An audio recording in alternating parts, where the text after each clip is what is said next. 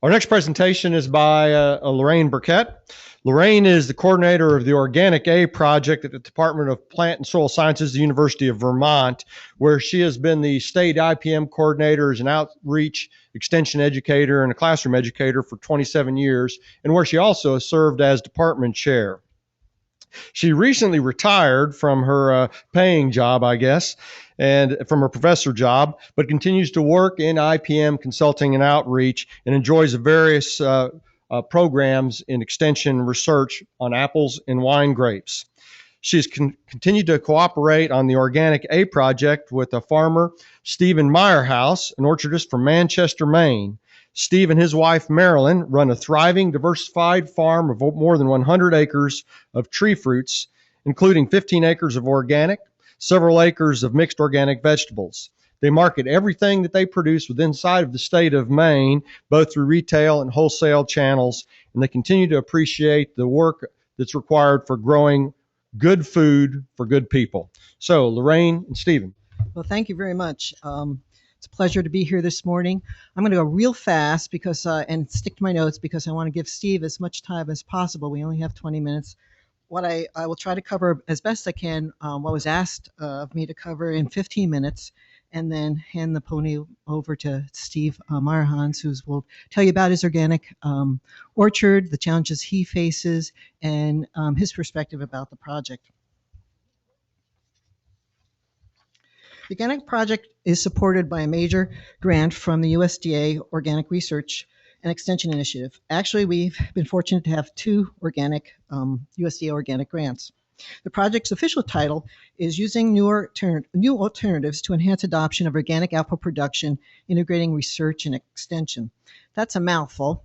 So we refer to the project as the Organic Apple Project or the OrganicA Project for short. The project started in 2006. Basically, we have been taking a new look at the potential opportunities and challenges of organic apple production in New Hampshire, in New England. New Hampshire is included in New England. Apples are an important component of New England's diversified agriculture. Sustainable and profitable organic apple production in New England has been a long existing goal of organic farming in the region.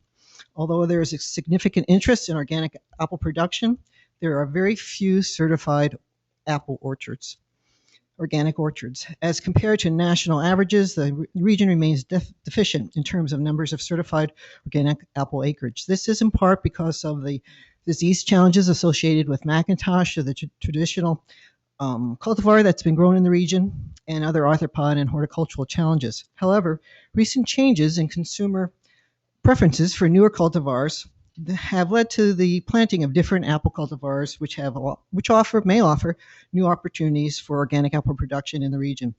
Apple growers in New England want to know what the potential is for sustainable and profitable organic apple production with the new apple cultivars that are being planted.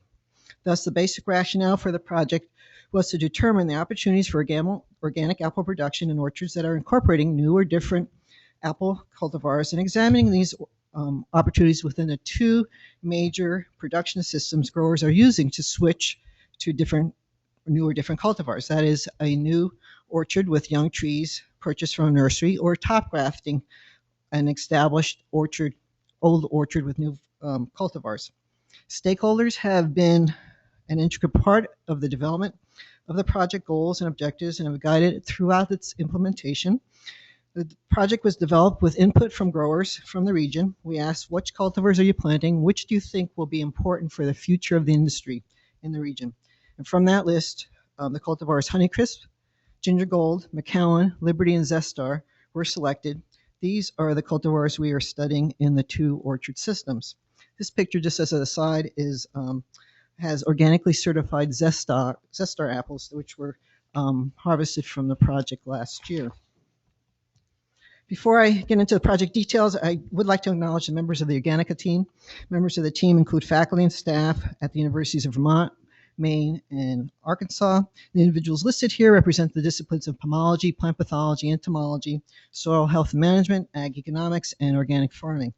Not listed on the slides are the many growers who provide guidance and insight to the project, including members of our advisory panel, which includes Steve Meyerhans, who is here today. The OrganicA Project would not be possible without funding from the USDA. As I mentioned, we have received funding from the OREI program. We also have received additional support from other programs, from the various universities involved, and from growers themselves. So we very much appreciate everyone's support. There have been major constraints to organic apple production in New England. As I mentioned, we have cultivars such as McIntosh that are very susceptible to apple scab, and where wet summers are very favorable for infection and disease development. There are also some arthropod challenges, two of which are you see in the middle of the slide, the plum curculio and damage caused by European apple sawfly. And reliable thinning materials in organic production have also been limited, and which has been a challenge. In the OrganicA Project, we wanted to see if these remain constraints and whether these are economically viable options, whether there's economically viable options that can be used in the two production systems growers are using to establish new orchards and with the 5 cultivars mentioned. We started the orchard research in 2006 when we planted what we designated as Orchard 1 with nursery trees, and then top grafted another orchard, which we designated as Orchard 2, to Honeycrisp, Ginger Gold, McCowan, Liberty, and Zestar. Orchard 1 is on the rootstock is Bud 9, except for Honeycrisp, which is on M26. In Orchard 2, the rootstock is M26. The inner stem, which is the original cultivar of each tree, is either McIntosh or Liberty. These 2 orchards are located at the University of Vermont Horticulture Research Center, commonly known as the Hort Farm. And the pictures show how the orchard looked in 2006. Another orchard at the University of Maine's Highmore Farm is also part of the research. That research involves ground cover management and weed management. That research was started in 2009, and Dr. Renee Moran is overseeing that part of the research, and her research results will be presented at the symposium later on in the week. There have been 2 phases of the project to date. Phase 1, which was 2006 to 2009, which basically covered the orchard establishment years in each of the 2 orchards. We are currently in Phase 2, the early bearing years of the orchards. We submitted a grant this past February to cover the last phase, the full production years of the project, and also cover some of the new research that we've initiated based on what we've seen so far in the 2 orchards. And we have not heard whether we've gotten funded yet, so we're waiting. These are just the objectives. The purpose of this slide is just to show that we have both research and an outreach, a comprehensive outreach extension objective. Research covers cultivar performance, economic evaluations of the different cultivars within the 2 production systems. We have had research that looks at biostimulants, kelp extract biostimulants and the effect on the trees, and then also ground cover and weed management research, plus then the extension outreach component. Quickly, this shows you just what the Orchard 1 looked like at planting at the Hort Farm. And because we have to, it's experiment research, we have to run statistics. The experimental design we used was a completely randomized experimental design. You can see this is the orchard map. No grower would plant an orchard like this, but we have 3 tree replicates. You can see color coded. The black boxes, each box is a tree. The black boxes indicate where trees have died over the years. And basically in this orchard, it was because of a weed cultivator. We have a weed badger that really takes out trees if you're not watching what you're doing. But we've been pretty successful so far in that orchard. This is a slide of what the orchard looks like last year, 2011. We have 3 posters and 4 oral presentations at the symposium on the research results from this orchard and Orchard 2. So I won't get into any details today or this morning, but please ask any of the OrganicA team or go to the posters or sessions if you have questions, or hopefully at the end of the session we can answer some of the questions. This is what Orchard 2 looked like, the top grafted orchard. You can see up in the upper left the cutting down of the original orchard. It was planted in 1988, McIntosh and Liberty and M26. We have an apple grower who's very, very good at grafting. He grafted on the scions. You can see the 2 scions on the trunk. And then at the right is the growth that was at the end of the first year of the research. This is a map of Orchard 2. You can see more black boxes, more dead trees. And Dr. Elena Garcia will get into science survival and tree survival, tree growth in this orchard in her presentation, which is, I think, later on today. But there have some challenges in both orchards that the other research presentations will get into. This is what the orchard looked like in last growing season. So it's quite the difference between the tree stump with the two science versus the growth that we have now in those trees. These are the two questions that we are trying to address. Is organic apple production profitable and sustainable with the knowledge and the tools we have in New England? Will there be a long-term difference in profitability between the two organic apple production systems? We have kept very detailed records of all inputs for each orchard. Every time we go into the orchard, we keep a log of what we do, how much it costs, what the materials were.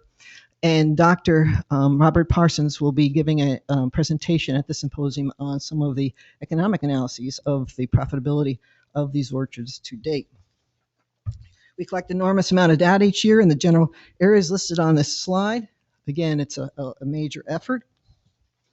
In 2008, we received organic certification. It was the first year we had a partial harvest. Since then, we've had 3 years of harvest data covering early bearing years of 2009, 2010, and 2011.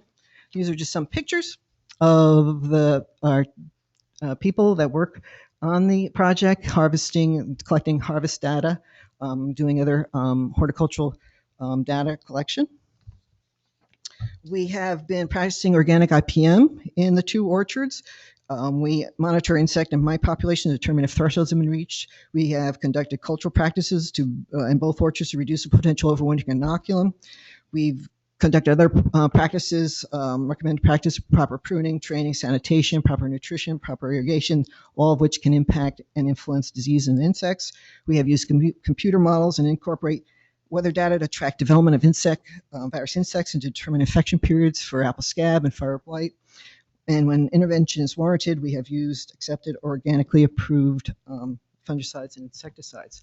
These are just some pictures of the challenges we have in New England in terms of insects and diseases. This does not represent all of them, but there's quite a few. Organic weed management research, as I mentioned, in Maine, Dr. Renee Moran has been conducting research looking at options for ground management of weeds. And again, her results from her research are being presented at the symposium later on. We've been monitoring soil health in the orchards, and Dr. Heather Darby, her research is not being presented here, but is summarized on the OrganicA website, the address of which is on the bottom of that slide. Outreach is an important component of the project. The outreach component of the project has included orchard tours, demonstrations, workshops for growers, scientific presentations at regional, national, and international meetings of researchers and extension personnel. It's a very important part of our project. This is a copy from a web page on the OrganicA website that if you're interested, if you were to click, it's in one of the progress reports. If you clicked on any of the items that are underlined, you would get a complete detail of all the extension outreach activities that we have done and grower evaluations of those. On the bottom half of the slide is a picture of our website. It has become a leading resource of organic apple information. It's the #1 citation on Google and the #2 citation on Bing if you were to do a search on organic apple resources. We recently uploaded a resource entitled "A Practical Guide to Organic Apple Production." It's a work in progress, and we would appreciate your comments or your suggestions, and they're always welcome. On the website, we also archive a newsletter that's called Organic Observations. It's a time-sensitive newsletter. This is an example of the newsletter that comes out. It's 2 pages of a 4-page issue that came out last July, just as an example. Go out in the orchard, we monitor, we see things, we take pictures, we put them on the web, we send them out. We have over 100 subscribers who are interested in getting information about the project. So we send this out, we archive it on the website, and it's been very, very popular and highly praised by growers. Actually, stakeholders have rated the project both in research and extension highly. This is just some of the comments that we've gotten on evaluations. I'll just read one, the top one. We just wanted to let you know how very helpful your updates have been. We As we have developed our management strategies and learned about the threats that we face in our orchard, your emails have provided incredibly useful details from sites not far from here. We undoubtedly do a better job thanks to the work done and shared in your orchards. We don't have time to take the kind of detailed data that your program does, so it's immensely helpful to have access to the information that you send around, especially since no other university near here has an organic research program we can learn from. It's from a Massachusetts grower. On this slide, we also have comments from Maine, Wisconsin, and Minnesota growers. Grower evaluations, stakeholders have been apart from the beginning. We've taken a broad, inclusive approach we get continuous input from growers. We have through various means on the website, through surveys, discussions and meetings. This slide just shows some of the locations of growers that participated, accessed their information, or provided us with evaluations of various aspects of the project. So it goes beyond New England.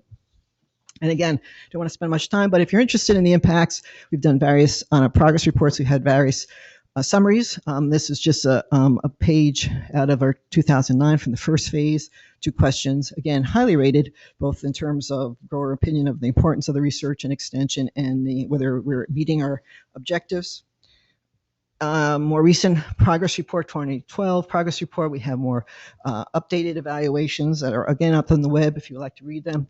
Again, bottom line is that growers have told us that we are increasing their knowledge about organic apple production, that they are using or plan to use the information that's coming out of the project, and that they think it will enhance. Majority think that the information will enhance the potential to grow higher quality organic apples, and they feel that it's very or highly important that the project, that type of research that we are conducting, that's being conducted in the outreach, be continued. Again, I want to give Steve as much time as possible. Some other comments. Basically, they've been very favorable in terms of growers who have participated in various aspects of the project. With that, I want to thank you for your attention. It's been whirlwind. There's some people here from the project. We have posters and presentations, but I wanted to give Steve enough time as possible to go over his challenges from his perspective of organic apple production in New England and his perspective about the project. Steve?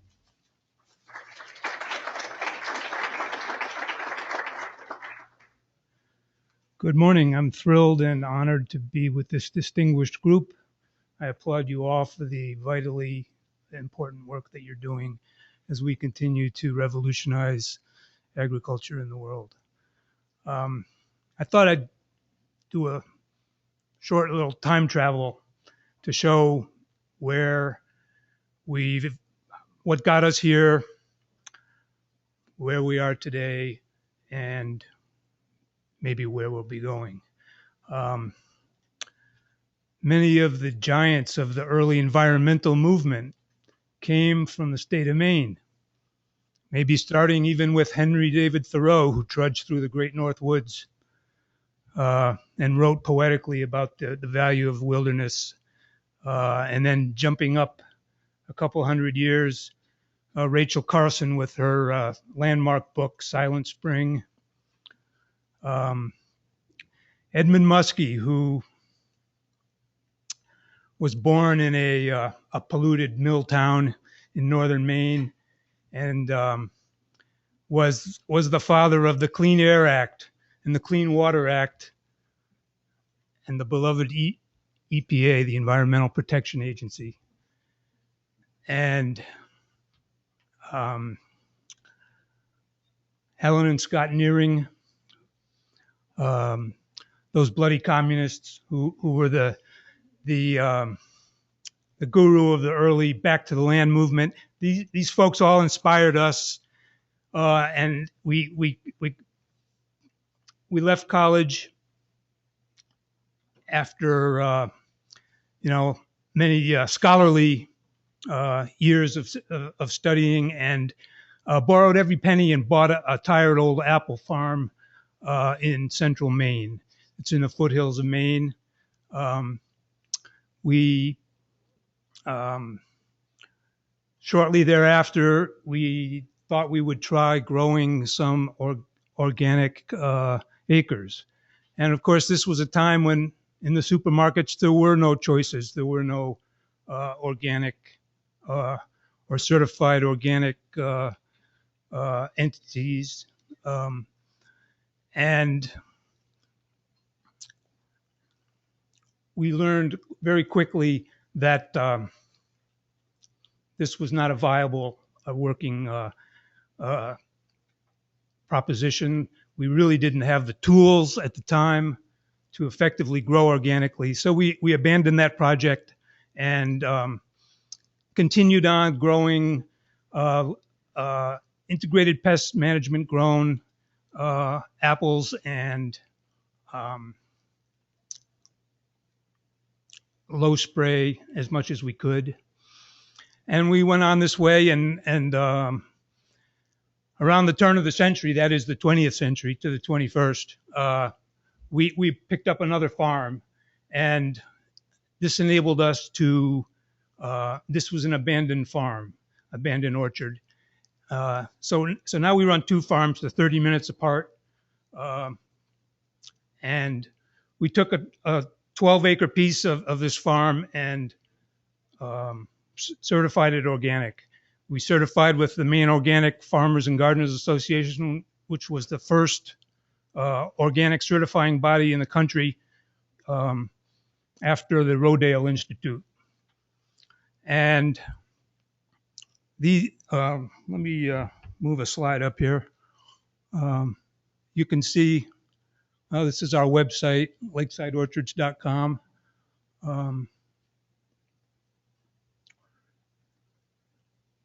The challenges of organic apple production in New England are substantial. We have incessant springtime rains. One of my favorite statistics, or least favorite really, maybe, is that apples have 700 pests. And I think sometimes we have all 700 of them. But scab is the number one, and scab is a monster where we come from. I see that my time is up. So with the OrganicA Project, it's important to us for this research and development of new technologies, new tools. They're doing a great job in getting a comprehensive plan for organic growers in Maine. I know we will never be able to compete with the organic growers out here because of our climate. Of course, with all these rains, we have disease pressure, insect pressure, weed pressure that may not be as great out here, but we're going to keep forging ahead and do what we can for the folks up in New England. Thanks so much.